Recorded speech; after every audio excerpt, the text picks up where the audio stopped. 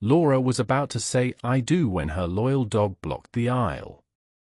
What he delivered next didn't just change her wedding, it changed her life. Before we begin, please subscribe, like this video and tell me in the comment where you are watching from. Your support helps us bring more thrilling stories, and trust me, you won't want to miss them. Now, let's get into the story. The sun was dipping low, gilding the ocean in soft gold as the music swelled, violins rising like the breath before a promise. White rose petals lined the aisle, scattered in careful disarray. The breeze carried their sweetness, mingled with salt and anticipation. Laura Hayes stood at the edge of it all, a vision in ivory lace and satin, heart pounding beneath layers of silk and emotion. Her father offered his arm with pride that brimmed behind his eyes. Guests turned in unison. Phones lifted. Smiles widened. Every detail, meticulously designed over 12 months of planning, was falling into place. The archway of white orchids framed the horizon. The chairs gleamed in perfect rows. And at the altar, Lucas Harrington, her fiancé, her so-called soulmate, waited with that signature grin. The charming, polished look that had made half the guest list jealous. Laura took her first step onto the aisle. And then it happened. From the side of the aisle, Max stepped forward. Her German shepherd, majestic and calm, with intelligent eyes that had followed her through every heartbreak and triumph, now stood squarely in her path. He didn't growl. Didn't bark. Just stood there, ears alert, posture firm, gaze locked not on her, but on Lucas. A ripple of laughter stirred the guests. Someone whispered, "Ah, he wants to be part of the ceremony." But Laura didn't smile. "Max," she said softly, careful not to raise her voice over the music. "Come here, boy. It's okay." Max didn't move. Her father shifted, unsure. "He all right?" Laura's fingers tightened around her bouquet. This wasn't like him. Max was trained, reliable, emotionally attuned in ways that often startled people. He had been with her since college, through breakups, job shifts, and the slow climb of building a life.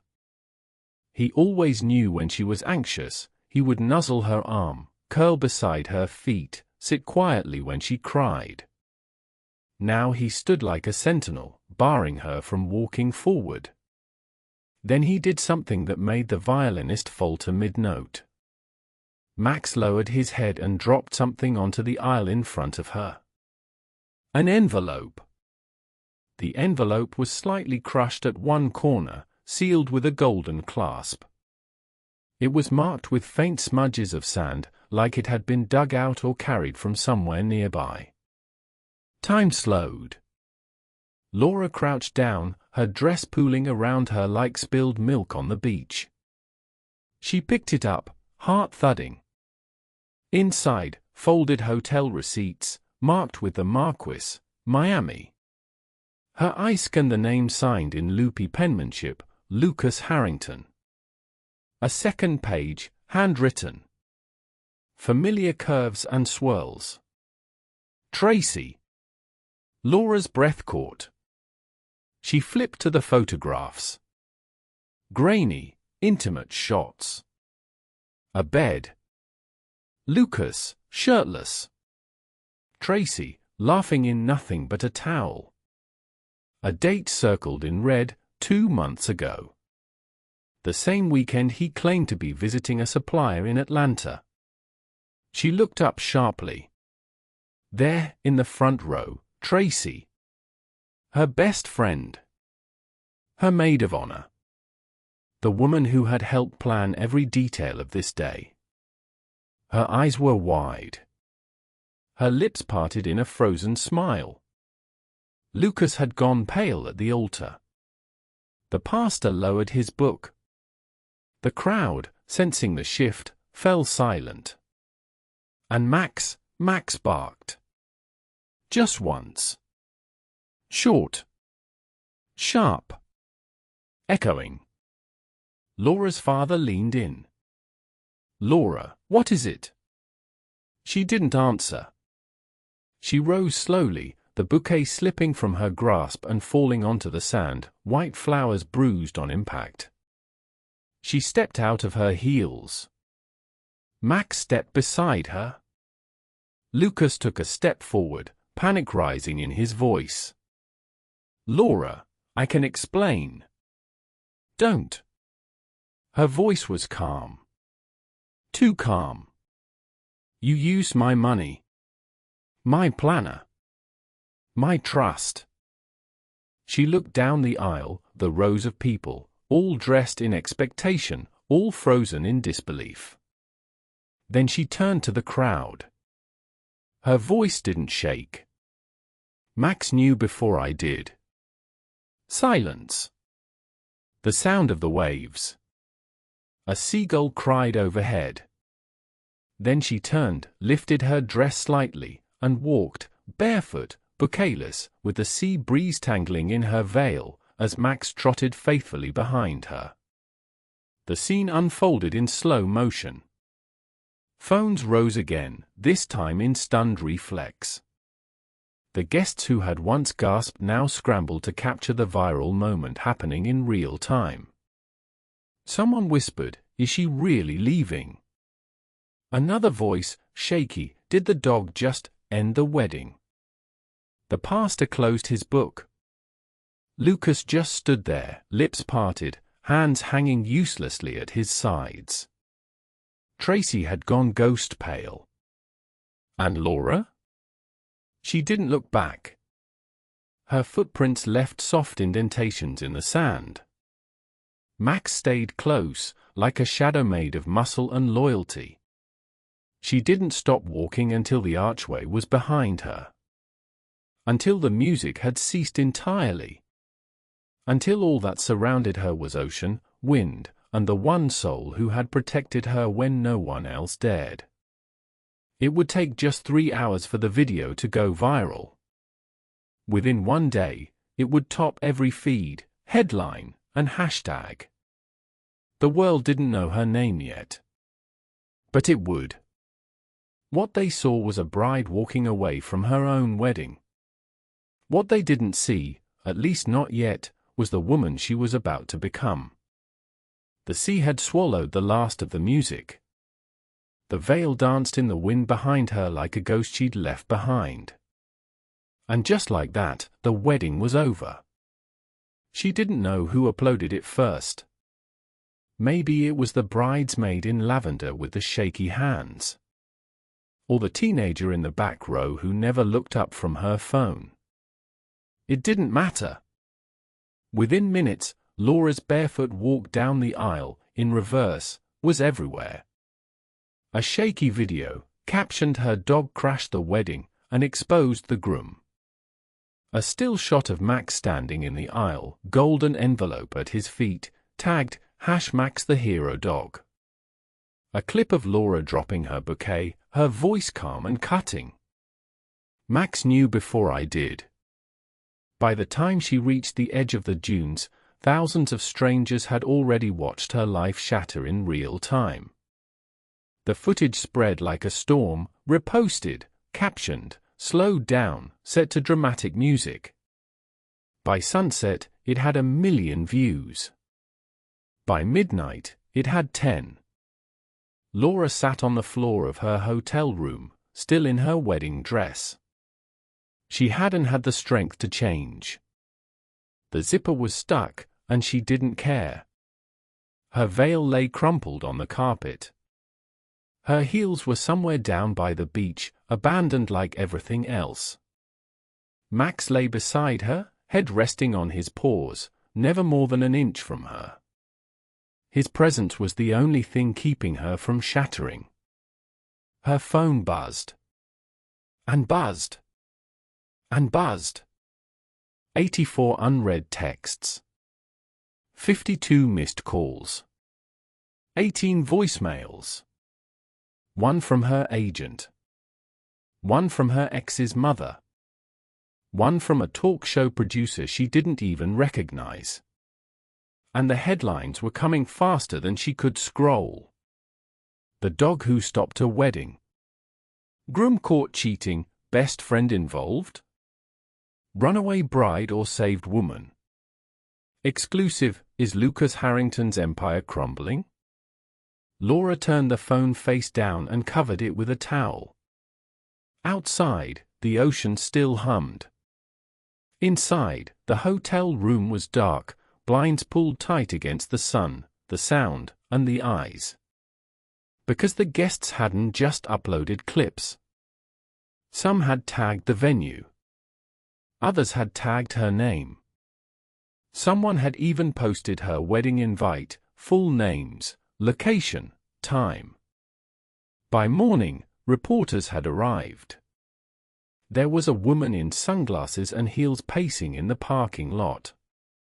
A man in a polo shirt knocking on room doors pretending to be a hotel concierge. Someone even slid a business card under her door. Laura, your courage inspired millions. Let's get your side of the story. Call me Katie from Heartlines TV. Laura crumpled the card and threw it in the trash.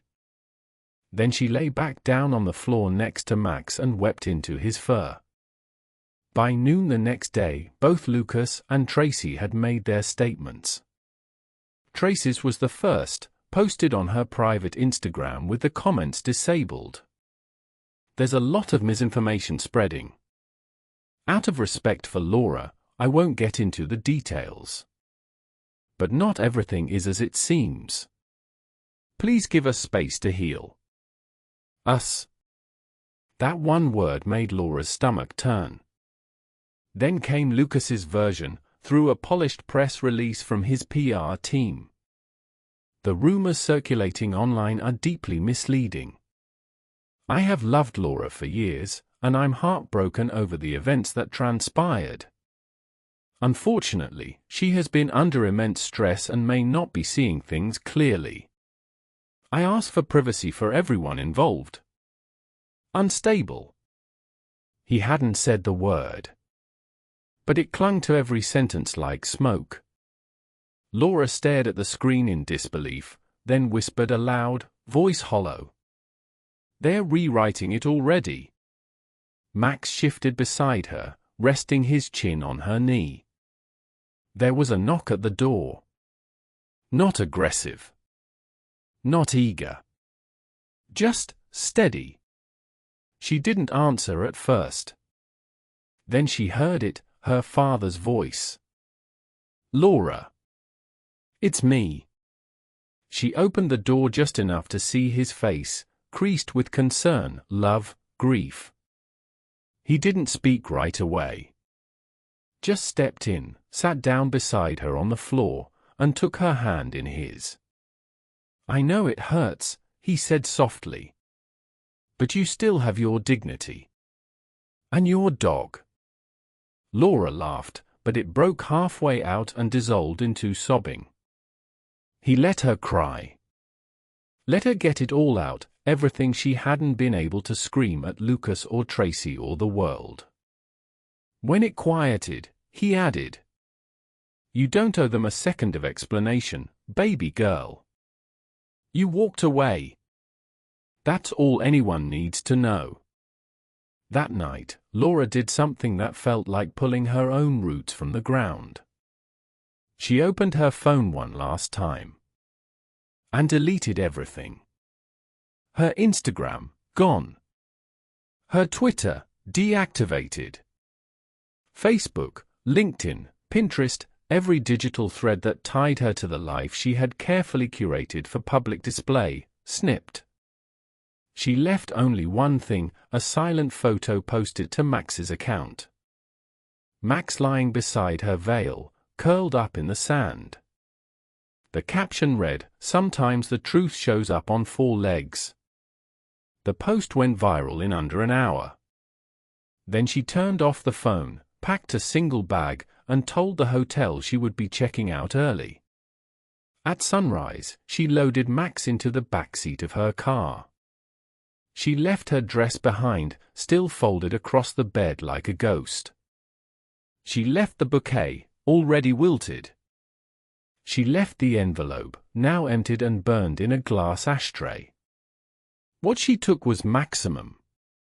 A sketchbook, her laptop, and a list of coastal towns she had once dreamed of visiting when life felt simpler. No forwarding address. No goodbyes. Just motion. Just breath. The woman who walked away from the altar was gone. The one driving away in silence was something else entirely. Not broken. Not yet whole. But free. By the time she crossed the state line, Laura Hayes was trending in 17 countries. #Runaway Bride Truth. #Max the Hero Dog. #Betrayal at the Beach. #Dog New. Laura Hayes deserved better. The world speculated, joked, sympathized, and sensationalized. YouTubers did commentary. Podcasters dissected the betrayal timeline. One wedding blogger created a 2-part series called How to Know Your Dog is Smarter Than Your Fiancé. Strangers posted messages like, "Laura, if you ever read this, just know we're rooting for you. Max for president." She didn't run. She rose. But Laura didn't read any of it. Not yet. She was too busy learning how to breathe in silence again. How to sit on a porch with Max at her feet and nothing buzzing, ringing, or begging for her attention. For now, she had only one goal: disappear long enough to remember who she was before the dress, before the followers, before Lucas. At a gas station just before dusk, she stepped out to stretch her legs. Max hopped out beside her, tail wagging, tongue lolling, oblivious to the fact that the world had made him famous. A stranger in a pickup glanced her way. He paused. "You're that girl," he said softly. "From the wedding." Laura didn't answer. She just smiled, tired, polite, unreadable, and said, "Not anymore." Some people vanish into crowds. Laura vanished into silence. Before we continue, please subscribe, like this video and comment. Laura, if you ever read this, just know we're rooting for you. Now, let's continue the story. The town was called Seabright, a sleepy coastal stretch with a post office the size of a food truck and a grocery store that sold more fishing bait than produce. It wasn't the kind of place people ran to. It was the kind they stumbled across when they were already half gone. Laura didn't check in under her real name. The realtor handed her the keys to a weathered cottage near the dunes with a shrug and a tired smile. No questions asked. No recognition in the woman's eyes, just a quick nod toward the porch swing and the ancient wind chimes that clanged like memories. It was exactly what Laura needed, a place with no past, no expectations, no mirrors. She spent the first night on the floor with Max curled at her side, just like they had in the hotel. The silence here felt different. Not empty. Not hostile. Just honest. The days blurred together like watercolor left in the rain. Mornings began with black coffee and walks along the shore. Max loved the stretch of sand that curved away from the main beach, quiet, private, always mostly hers. No reporters. No cameras. Just the sea, the gulls, and the crunch of her boots against wet sand. Max trotted ahead, chasing shadows, occasionally darting back to nudge her palm with his nose, as if to say, "Still here. Still watching. Still yours." The town came alive slowly in the distance. Fishing boats in the harbor. Kids on bicycles. A woman who ran a pottery studio from her garage and waved each time they passed. Laura didn't wave back. Not yet. The quiet wasn't loneliness. It was detox. She was peeling the noise off her skin, breath by breath. But silence has its own kind of voice. In the quiet, the past came knocking. Not in full scenes, more like glimmers. Fragments. Lucas's voice, low and confident, "Babe, you're the brains behind all this." Trace's laugh, just over her shoulder as they toasted to bridal fittings and forever friends. The way she'd once looked at both of them, full of unguarded belief. She remembered sitting cross-legged in Lucas's old loft, years ago, sketching out the layout for his first office space, coffee stains on the blueprints, her hair tied up with a pencil jammed behind her ear. He hadn't known a thing about square footage or energy flow. But she had. She'd helped him choose the location, tweak the lighting, even negotiate the lease. "This space is going to make people take you seriously," she'd said, brushing eraser dust from his shoulder. And it had. The press came. Investors followed. But the credit? He had taken that, too. He hadn't just cheated on her. He'd built his reputation with her hands, then shattered her with his own. On a Tuesday evening, as the sky turned a soft lavender, Laura found herself unpacking a cardboard box she hadn't planned to open yet. At the bottom, her old sketch pad. The leather was worn smooth from years of use. Inside, architectural drawings from college, early ideas for an eco-luxury high-rise in Chicago, designs for a non-profit women's shelter in Atlanta, rough blueprints for a minimalist cabin line she never got the chance to pitch. She stared at the pages for a long time. Her hand hovered. Then, slowly, she picked up a pencil. And drew. Not a building. Not a layout. A bridge, arched, clean, elegant. Rising from sand on one side and landing on solid stone on the other. Max watched her from the corner of the room, tail thudding softly on the floor. She smiled, eyes brimming, not from sadness, but from the strange ache of remembering who she used to be. "I'm still here," she whispered, more to herself than anyone else. Max rose and padded over, resting his head on her knee. She dropped the pencil, leaned down, and pressed her forehead to his. "You knew, didn't you?" she murmured. "You saw it before I could." The hurt was still there. The betrayal, the disbelief, the violation. But beneath it, something warm had begun to stir, not forgiveness. Not yet. But focus. The next week, she rearranged the small room that faced the dunes and turned it into a studio. A folding table became her desk. A thrift store lamp. Reams of blank paper. Graphite. Rulers. A wall of sketches, some old, some new. She stopped checking the news. Stopped opening emails. Each morning, she took Max for a walk. Each afternoon, she drew. Some nights, she didn't sleep. Not because of nightmares, but because the work began to flow again. A layout for a women's business incubator. A sustainable co-living unit with integrated gardens. A redesign of the beachside cottage, her own. She wasn't designing for clients. She was designing for clarity. There was still pain in the room. But it was being converted. One night, with the ocean murmuring just beyond the window and Max asleep beside the door, Laura stood in front of the wall of sketches. Some were messy.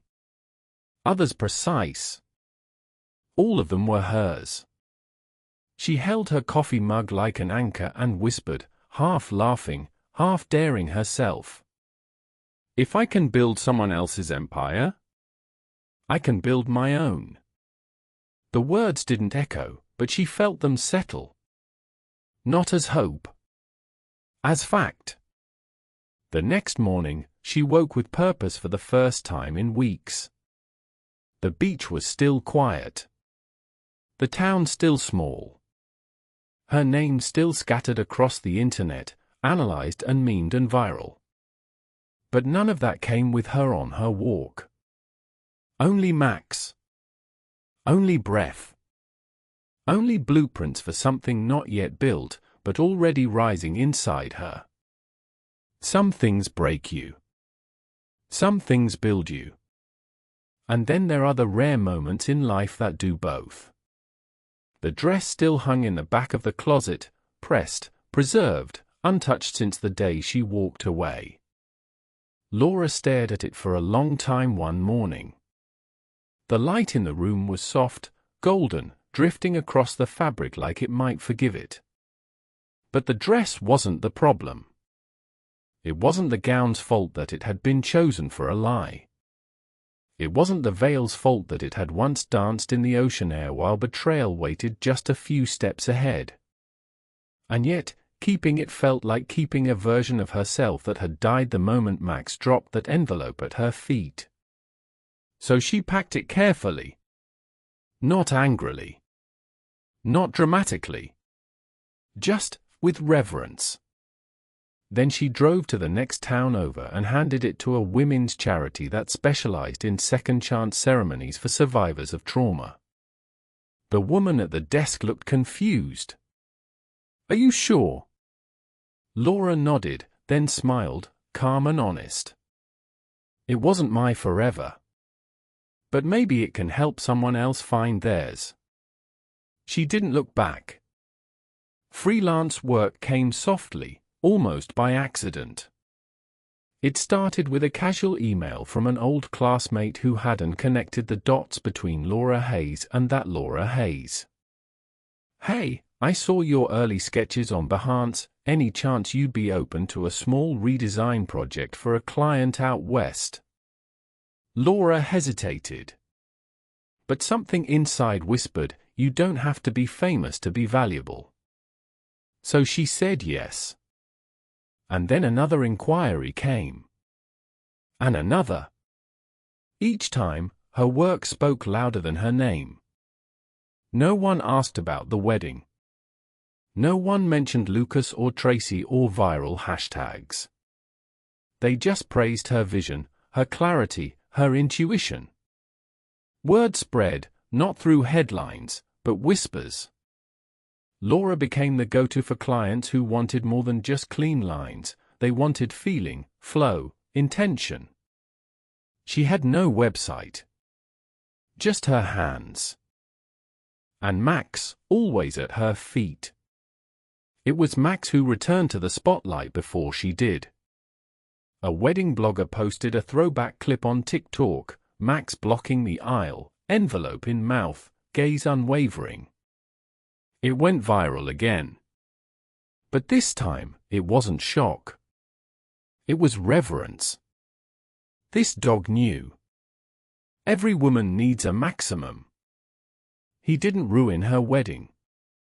He saved her life. Fan accounts sprang up at Max the Hero Dog, at Four-Legged Truth, at the Wedding Protector. People shared stories of pets who comforted them through divorce, illness, grief. Max became a symbol of something more than loyalty. He was instinct. Guardian. Divine timing in fur. Laura didn't post or comment. But she watched, quietly, as the world began to shift its gaze. Not from her pain, but toward her power. The articles changed tone. What had once been tabloid fodder, runaway bride drama on the beach, began to evolve. A long-form piece in The Atlantic went viral. The bride who turned betrayal into blueprint, How one woman walked away from a wedding and rebuilt her future. It wasn't about scandal anymore. It was about resilience. Redirection. Architecting your own second chance. Laura read that article late one night with Max asleep beside her and the window open to the sound of waves. When she reached the final paragraph, some people build cathedrals out of grief. Laura Hayes builds skyscrapers. She closed her laptop and cried. Not from sadness. From recognition. It started with an email titled, "Possible investment opportunity from someone who believes in you." Laura opened it, skeptical. But the message was simple. Kind. Direct. We don't care about the headlines. We care about your ideas. Are you open to talking? She agreed to a Zoom call. Then another.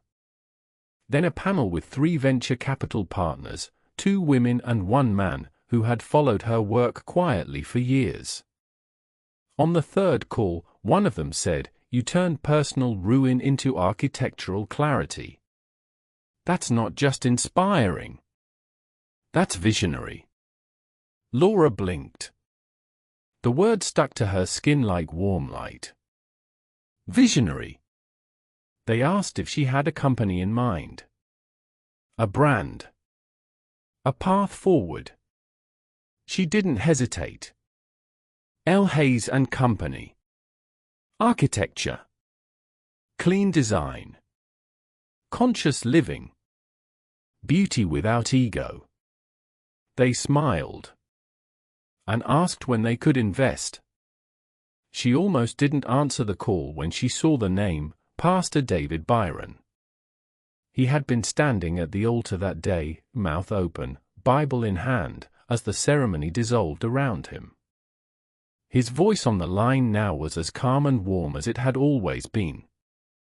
"Laura, I know this may seem strange, but I wanted to reach out, not as a pastor, but as someone who watched you do something sacred." She said nothing, just listened.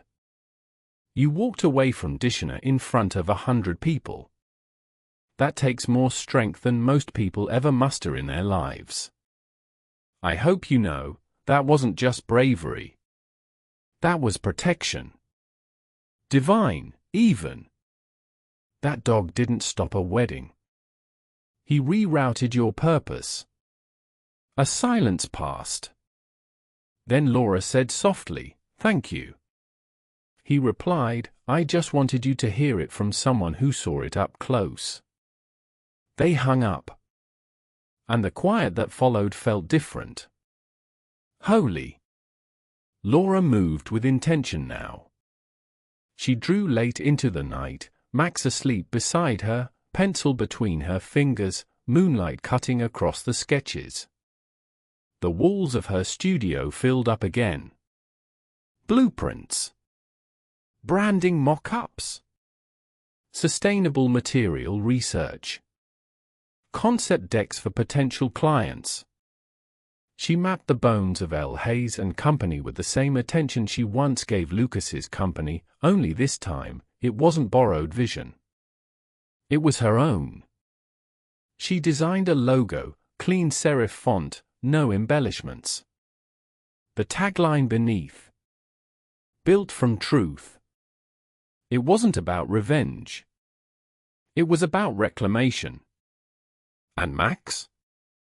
He stayed by her side through it all. He had no idea he was a global icon. But she knew. He had always been more than a pet. He was the moment the story changed direction.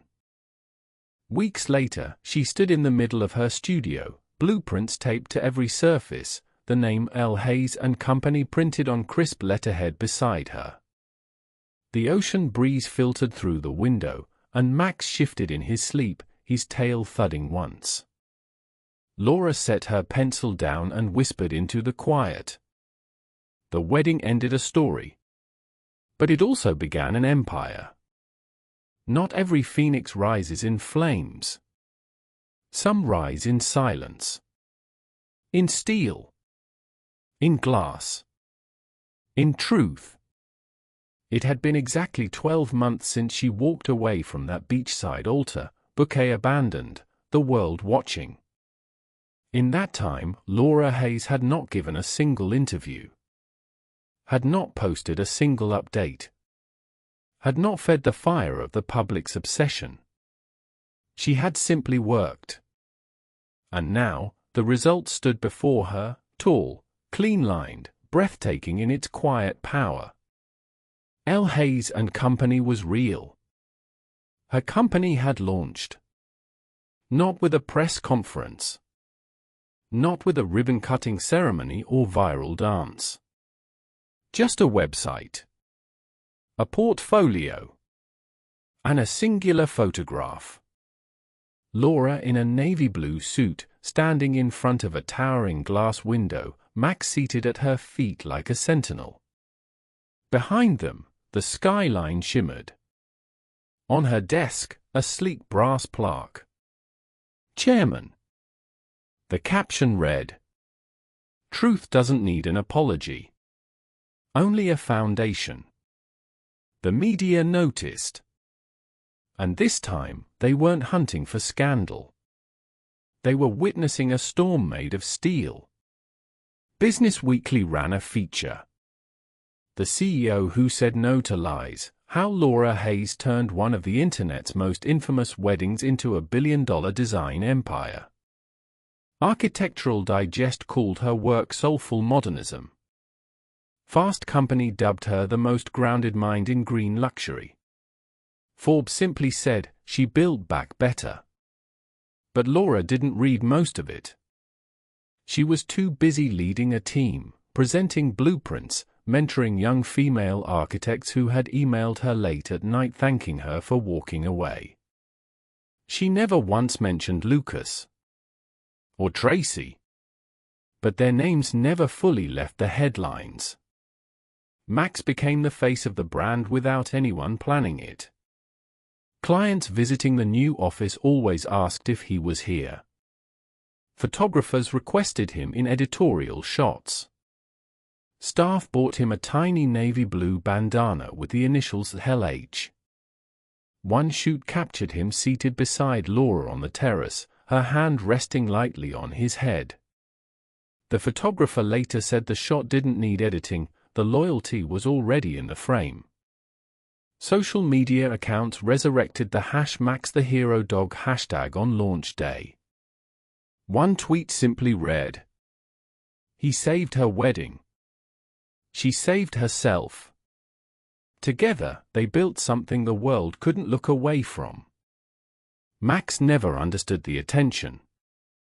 But he stayed near her, in meetings, during site walks, curled beneath her desk like a soft-furred echo of the moment her life turned. The new headquarters for L. Hayes and Company sat on the 36th floor of a reimagined downtown high-rise, ironically, a building Lucas had once bid to redesign and lost. Now it belonged to her.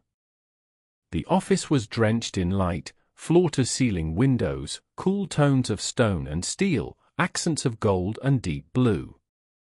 But no flash. No clutter. Every element served a function. Just like Laura. She kept her desk minimal, sketchpad, a small photo of Max as a puppy, and a slender steel paperweight engraved with 3 words. Still. Standing. Higher. Every morning, she arrived before the city stirred. Every night, she left after the skyline dimmed. And in between, she built visions that would last, not for headlines, but for impact. Meanwhile, in the shadows, Lucas's company, Harrington Design, began to crumble 6 months after her launch. It started with whispers, unpaid invoices, mismanaged funds, lawsuits from 3 former clients. Then a full exposé dropped. From power to PR crisis, how Harrington Design faked their portfolio and lost millions. His arrogance, once magnetic, had become radioactive. Partners backed out. Investors sued. His PR team quit. A video leaked of him yelling at junior staff during a pitch meeting. The public, once enamored, turned cold. Then came Tracy.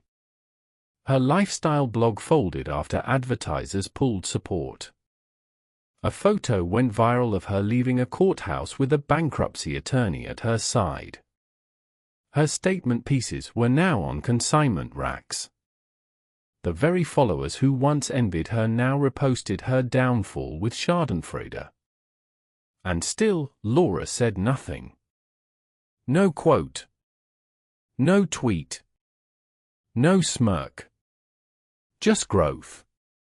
Comment sections across platforms began to draw the line. Lucas chased legacy. Laura became it. You can fake charm, but you can't fake values. She went silent. And somehow said everything. Even anonymous forums posted side-by-side photos. One of Lucas at a press conference, rumpled and scowling. One of Laura standing with Max, backlit by sunlight. The caption read, "When you choose truth over image." People kept asking if she felt vindicated. She never answered. But those close to her saw it in the way she carried herself now, calm, intentional, unfazed by noise. There were no court cases. No televised interviews. Her revenge wasn't loud. It was measured. Built. Lived. Her success didn't just prove something to the world. It proved something to herself. You don't have to burn the past to rise. You just have to stop letting it hold the blueprint. Late one evening, after the office had emptied out and the city below had gone soft and golden, Laura stood by the window with Max beside her. The skyline glowed, not as something to conquer, but as something she had helped shape. She placed her hand lightly on the brass chairman's plaque, took a long breath, and whispered to Max, without turning her head. They chased the spotlight. We followed the truth. Max didn't bark. He just looked up at her and wagged his tail once. They had tried to bury her in betrayal. But she had used every shattered piece to build a foundation. Not to prove them wrong, but to prove herself unshakable. Some things break loudly. Some things begin in silence. Love, this time, arrived without fireworks. Just presence. Just peace. The gala invitation had been sitting on her desk for a week. Women in Design and Business, Annual Benefit Gala. Hosted in partnership with the Architectural Society and a non-profit that supported young women entering the trades. Laura had donated quietly, of course. Her name was listed among sponsors in fine print. She wasn't one for stages or spotlights, not anymore. But the event coordinator had emailed her personally, gently persuasive. Sometimes the next generation just needs to see what strength looks like. So she said yes. She wore midnight blue, tailored and simple. No designer logo. No press escort. Her only accessory was Max's velvet leash. When they entered the ballroom, the air was thick with polished conversations and clinking glasses. Faces turned. Eyes widened.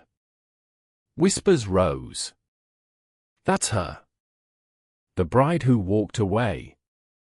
The architect who built that city garden tower. She's taller in person. Laura kept walking. Head high. Shoulders back. Max trotted beside her like the ambassador he'd become. He wasn't flashy. No loud suit. No expensive watch. No group of admirers circling him. Just a man in a charcoal grey jacket, sipping water by a display of architectural models near the back of the ballroom. Laura noticed him only because Max did. The dog paused, nose lifted, tail wagging, not frantically, but with calm approval. Joshua knelt without hesitation, palm open. "You must be Max," he said gently. Max leaned into him. Laura raised an eyebrow, amused and wary. "He usually doesn't warm up that fast." Joshua stood, brushing invisible dust from his sleeve. "He's got good taste." His voice was smooth but unperformed. Like river stones, worn down by time, not ego. They found themselves standing side by side in front of a model for a coastal community housing project. Laura nodded toward the clean lines and soft slope of the roof design. "You worked on this?" she asked. He nodded. "I did the environmental layout. But the original concept was inspired by your rooftop aquaponics system from the Hayes Tower." She turned to him. "You studied my work." He smiled, not flustered. "Just honest." "Of course. It's elegant. You design like someone who's lived through a storm." Laura blinked. No one had ever said it that way before. Most complimented her resilience as a soundbite. He said it like he'd seen it in the structure of her walls, the tension in her arches. They talked about purpose-driven design, about sustainability, about legacy without noise. She laughed, once, softly. And he didn't interrupt. Lucas had always talked over her. Joshua just listened. Max stayed close, occasionally pressing against Laura's leg as if checking in. At one point, Joshua bent to scratch behind Max's ear, and the dog let out a soft, satisfied huff. Laura watched the exchange with something like wonder. Max hadn't trusted anyone since the wedding. Even with clients and investors, he stayed aloof, polite but reserved. But here he was, resting his head against Joshua's knee like it was the most natural thing in the world. "Well," Laura murmured. "That's not nothing." Joshua tilted his head. "What's not?" She looked at Max, then back at him. "He trusts you." They stood near the terrace now, quiet as the gala buzzed on behind them. Laura's mind raced ahead of her heart. She saw the headlines if this ever became something: Laura's new love, another architect in her life, the sequel to her scandal. She saw Lucas's smirk in her memory. Heard Trace's laugh on the wind. Felt the old doubts circling like sharks. Joshua seemed to sense it. He didn't touch her. He didn't pry. He just said, softly, "You don't owe anyone a fairy tale. You just deserve peace." The word stopped her breath for a moment. So simple. So kind. So unearned, and yet exactly what she needed to hear. He didn't ask for her number. Didn't offer his. They parted with a quiet nod and a shared glance that said, "This doesn't need to move fast to mean something." The next morning, an email arrived. Subject: a thought from the gala. From Joshua Hart. Laura. It was a pleasure to meet you, and Max. If you ever want to talk more about urban design, or slow building trust, I'm around. No pressure. No expectations. Just presence. Joshua. She didn't reply that day. Or the next. But by the end of the week, they were having coffee, no photographers, no entourage, just two people sharing silence and ideas. It didn't feel like falling in love. It felt like remembering how to breathe with someone else in the room. They walked Max together on quiet Sunday mornings. They argued about the ethics of vertical farms versus urban gardens. They watched old architecture documentaries and sometimes said nothing at all. He never asked about Lucas. She never offered. He never made her feel small. She never had to perform strength. Their friendship unfolded like her sketches, slow lines, subtle shading, no rush to finish. Just space.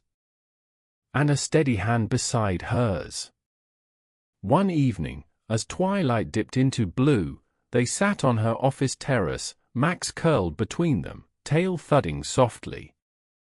Joshua turned to her and said, not as a declaration, but a promise. I don't want to be your ending, Laura. I just want to be someone you don't have to protect yourself from. She looked at him. Then at Max. And then up at the stars beginning to emerge, gentle, unannounced. Her fingers brushed his. Not tightly. Not yet. Just enough. It wasn't the beginning of another fairy tale. It was the beginning of peace. The past doesn't always scream when it returns. Sometimes it whispers. And you get to choose whether or not to answer. Subject line? From this dog, this guardian, had carried her across fire. He had sensed danger before anyone else had. He had pulled the curtain back on a man the world thought was golden. You didn't just save me, she whispered into his fur, voice catching. You stayed with me. That's what loyalty means. Max recovered within the month. Stronger. Just a touch slower. A bit grayer around the eyes. But still Max. Laura took him on a walk through a city plaza she'd recently designed, wide steps, green spaces, sensory gardens. People waved. Kids pointed. A woman even knelt and asked if she could pet the legend. Laura smiled. Not because it flattered her, but because this was what legacy looked like. Not in numbers. Not in clicks. But in the quiet way a life changed others. That evening, they returned home. Max curled up at her feet. Laura sat cross-legged on the floor of her studio, blueprint spread before her, tea cooling beside her on the hardwood. She reached over and rested a hand gently on Max's side. You didn't just save me, Max, she whispered. He stirred, just enough to lift his head and meet her eyes. You taught me what real loyalty means. She didn't need to say more. Because some things, the best things, are felt in silence. There are two kinds of going viral. One fueled by curiosity. The other by clarity. It came in the form of a handwritten letter, a rarity in an inboxed world. Simple, elegant stationery. No logo. Just a name she recognized. Elena Merrick, feature writer for The Atlantic. She had written one of the only pieces Laura respected during the post-wedding storm, the one that focused not on betrayal, but on design. Elena had seen through the noise. Her letter was respectful. Gentle. I know you haven't spoken publicly in over a year. But I think the world's ready to listen differently now. Not to what happened to you, but to what you've made from it. If you're willing, I'd be honored to help you tell that story the right way. Laura let the letter sit on her desk for a full week. Then she ran her hand over Max's head one evening and said, maybe it's time. He gave a quiet, approving huff. The sun was just beginning to dip below the horizon when Elena arrived at the L. Hayes & Company headquarters. The office glowed in gold. Floor-to-ceiling windows framed the skyline like a cathedral made of glass. Max was already stretched beside Laura's desk, his head resting on one paw, his ears flicking at the hum of traffic far below. No publicist. No script. No stylists.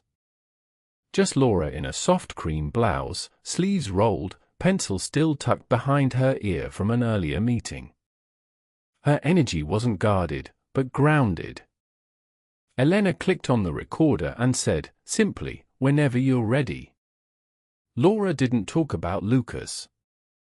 She didn't need to. She talked about vision.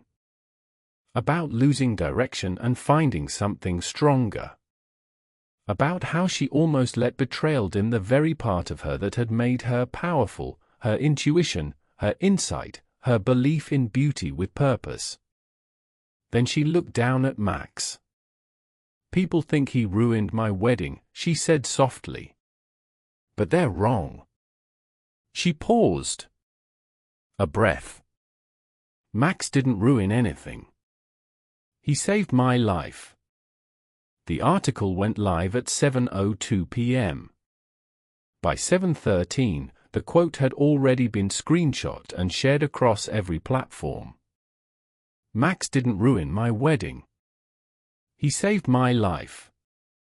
Laura Hayes, The Atlantic interview. Suddenly, the conversation wasn't about the scandal anymore. It was about loyalty. Trust. Redirection. Resilience. A new hashtag emerged. #SavedByMax. Accompanied by stories from people across the world who had been protected, held, or guided by something, or someone, they hadn't realized they could trust. Old videos resurfaced, but the tone had changed. Now, they were framed with reverence. Admiration. The world saw what it hadn't the first time around. A woman who walked away not because she was weak, but because she was finally listening to her own strength. Joshua wasn't expecting the story. He saw it while browsing a design blog between client calls. There was Laura, backlit by sunset, speaking with that quiet clarity he knew so well. He stopped everything and listened. Every word held weight. Not performance. Presence. When she spoke about Max, his throat tightened. But when she spoke about herself, not as a victim, not even as a hero, but as a woman who had chosen truth over comfort, something clicked into place. He had admired her brilliance before. But now?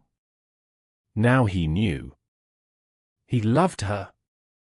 Laura was on her terrace, Max at her feet, the city below sparkling like an orchestra tuning up for a night performance. She had seen the article go live, of course. But she hadn't looked at the numbers. She wasn't chasing them anymore. She just wanted quiet. That's when she heard the knock. Joshua stood there, not with flowers, not with wine, just with that calm expression he always wore when he was trying to hold something tender without crushing it. "Hey," he said. "Hey," she replied. He sat beside her, both of them watching Max's ears twitch at the sounds of distant traffic. "I saw the interview," he said after a moment. She nodded. "I figured. I've been thinking about what you said. About how Max saved your life." Laura turned to him, searching his face. His voice didn't waver. "You turned pain into purpose, Laura. And that's the most beautiful thing I've ever seen." She didn't reply with words. Just reached across the space between them and took his hand. Not tightly. Not dramatically. But like someone who knew what it meant to hold on after letting go. This time, she didn't go viral because of what she lost. She went viral because of who she became. Not every ending is an exclamation. Some arrive like a sunrise, soft, steady, certain. This was hers. The doors to the boardroom slid open with a soft hush. Laura walked in, not rushed, not announced, just present. Confident. Graceful. Whole. She wore a deep charcoal suit with soft gold accents. No jewelry beyond a thin band on her left hand, and no need for introduction. Everyone in the room stood. She didn't wave. Didn't bow. Just smiled. Max lay beside her desk, head lifted, ears relaxed. He no longer chased cameras or responded to the clicks of passing photographers. He'd grown slower, wiser, but just as loyal. His presence was part of the office now, like sunlight or breath. The plaque on her desk still read, Chairman. But today, the conversation wasn't about business as usual. Today was different. Joshua sat across from her at the table, clean lines, quiet strength, a navy sweater rolled at the sleeves. Her partner in business. And in life. Their team gathered around a digital presentation.